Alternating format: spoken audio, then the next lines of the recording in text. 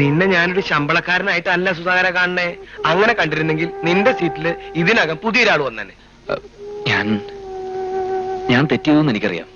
വേണമെന്ന് വെച്ചിട്ടല്ല മുതലാളി, അങ്ങനെയൊക്കെ സംഭവിച്ചു പോയി, അത്ര തന്നെ. നാളെ മുതലേ നേരം വണ്ണ ഓഫീസിൽ വന്നോളാം. സത്യം പറയാലോ, ഇപ്പൊ എനിക്ക് നിന്നെ കുറിച്ച് അഭിമാനം തോന്നുന്നടാ സുധാകര. നിന്നേക്കാൾ പണമുള്ള ഒരുത്തനെ കിട്ടിയപ്പോ നിന്നെ തടഞ്ഞ് അവള് മധുവിധുവിന് ബാംഗ്ലൂർക്ക് ടിക്കറ്റ് എടുത്തു. അവരെക്കാൾ പണമുള്ള ഒരുത്തിയെ കെട്ടി നീ ബോംബെക്ക് ടിക്കറ്റ് എടുക്കടാ. നിനക്കും ഒരു മധുവിധുണ്ടെന്ന് അവൾ അറിയട്ടെ. നിനക്ക് സ്നേഹിക്കാൻ ഒരു ഭാര്യ വേണം, അത്രയല്ലേ വേണ്ടൂ. ആ കാര്യം ഞാൻ ഏറ്റു. ലോകത്തിൽ ഇന്ന് ഒരു മുതലാളിയും ഒരു തൊഴിലാളിക്ക് വേണ്ടി ബ്രോക്കർ പണി ചെയ്തിട്ടില്ല. നീ റെഡിയെന്ന് പറ. മണി പോലത്തെ പെണ്ണിനെ, ദേ ഇങ്ങനെ പെറുക്കിയെടുക്കാവുന്ന ഒരു പെണ്ണിനെ ഞാൻ നിനക്ക് താലി കെട്ടാൻ നിന്റെ മുന്നിൽ നിർത്തിത്തരാം. ധാരാളം പണം, ആവശ്യത്തിലേറെ സൗന്ദര്യം, നിന്റെ കണ്ണുപോലെയുള്ള ചെറിയ ചിരി, നിനക്കുള്ളതിനേക്കാൾ ദൈവവിശ്വാസം.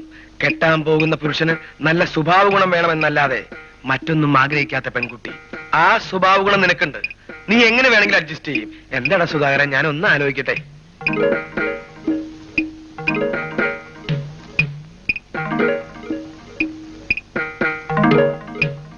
എനിക്ക് അമ്മയോടൊന്ന് ചോദിക്കണം. അമ്മേ ദേവി രക്ഷിക്കണേ. ടീച്ചറെ, അതാണ് എല്ലാവരുടെയും സ്ഥിതി. രക്ഷിക്കണമെങ്കിൽ ഒടുക്കം ദേവി തന്നെ വരണം. മഹാലക്ഷ്മി പോലൊരു മരുമകള്, അവൾ എനിക്കൊരു ചുക്കും ചെയ്യേണ്ട പണിക്കരെ. എന്നാലും ഒരു ഐശ്വര്യം അതവൾക്കുണ്ടാവണം. 27 വർഷം സ്കൂളിൽ ചൂരിൽ കൈകൊണ്ട് തൊടാതെ കുഞ്ഞുങ്ങളെ പഠിപ്പിച്ച ഒരു ടീച്ചറല്ലേ ഞാൻ. സുധാരം കൊണ്ടുവരുന്ന ഏത് പെണ്ണും എനിക്ക് അവരിലൊരാളെ പോലെയാ.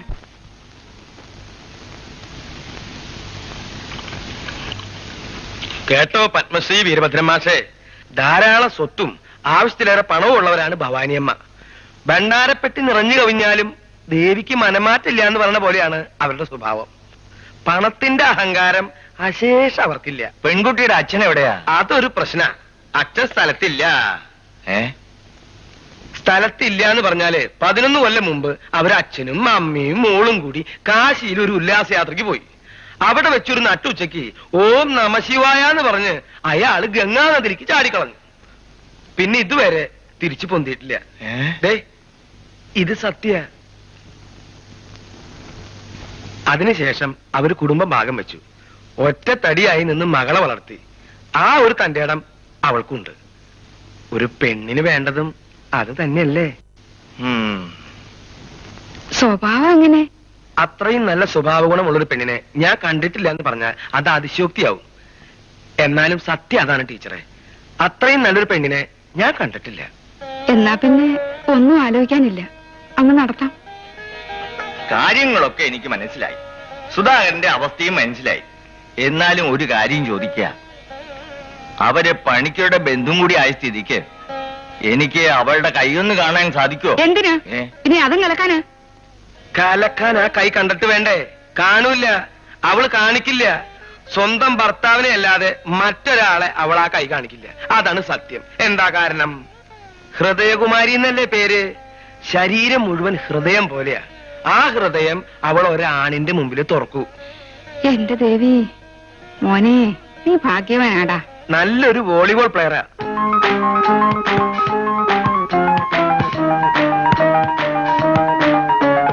ഏതാ ആ മൂന്നാമത്തെ കുട്ടി. അതല്ലെന്ന് ഇപ്പുറത്ത്. ഇത് ഈ കറുത്ത കുട്ടിയാ? കറുത്ത കുട്ടിയല്ലെന്ന്. ഇതാ അതന്നെ. അയ്യോടാ പാവേ. ഷേപ്പ് പറയുന്ന തോന്നുന്നേ. അയ്യോ അങ്കിൾ സോറി, അറിയാതെ പറ്റിയതാ. സാരമില്ല. നല്ല വേദന ഉണ്ടാവും. എനിക്കിങ്ങനെ അബദ്ധം പറ്റാറേ ഇല്ല. ഇത് അബദ്ധമല്ല മോളെ, ദൈവത്തിന്റെ ഒരു കമ്പിയില്ല കമ്പി സന്ദേശമാണ്. ആളെ വിട്ട് വിളിപ്പിക്കാതെ തന്നെ ദൈവം മോളെ ഇവിടെ എത്തിച്ചില്ലേ. മോൾക്ക് ഈ കുട്ടനെ മനസ്സിലായ? സുധാകരൻ, അങ്ങനെ പറഞ്ഞ സുധാകരൻ. ഹലോ.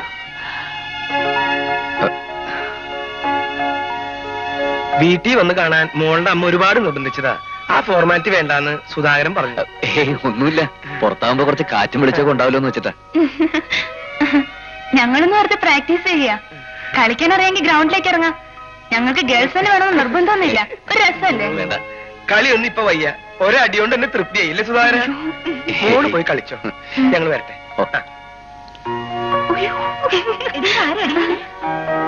എന്നെ പെണ്ണ് കാണാൻ വന്നതാ. പേര് സുധാകരൻ. അങ്കിളിന്റെ സെലക്ഷനാ. അവരൊരു ഗോളടിച്ച് ബഹളം കേൾക്കുന്നുണ്ടല്ലോ. നിന്നെ അവൾക്ക് ഇഷ്ടപ്പെട്ടു സുധാകര തോന്നണേ. ഹൃദയകുമാരിയെ കാണുന്നത് വരെ വല്ലാത്ത ടെൻഷനായിരുന്നു. പിന്നെ ഞാൻ അവളുടെ കയ്യിലെ പന്ത് പോലെ ആവോ മുരളി? പേടിക്കണ്ട, ആ പന്തിനോട് അവൾക്ക് വലിയ സ്നേഹ. ഇനി അങ്ങനെ ആയാൽ തന്നെ നിനക്ക് പരമാനന്ദ. കാരണം ഈ കയ്യിൽ നിന്ന് മറ്റേ കയ്യിലേക്ക്, ആ കയ്യിൽ നിന്ന് ഈ കയ്യിലേക്ക് എല്ലാം പെൺകുട്ടികളുടെ കയ്യിൽ തന്നെ തിരിയില്ലടാ. നീ കയറിയാൻ നിനക്ക് ഇനി സുഖായി. എന്റെ കാര്യം അയ്യോ. ഏതായാലും മുതലാളി സുധാകരന് സുന്ദരമായ ഒരു ജീവിതം ഉണ്ടാക്കി. സമ്മതിക്കണം. സമ്മതിക്കണം. Congratulations. Thank you, thank you. കൈയോട് കൈ. സുധാര, എന്താ മുരളി? എനിക്ക് ചിലത് സംസാരിക്കാനുണ്ട്. ഒന്ന് കാണണം.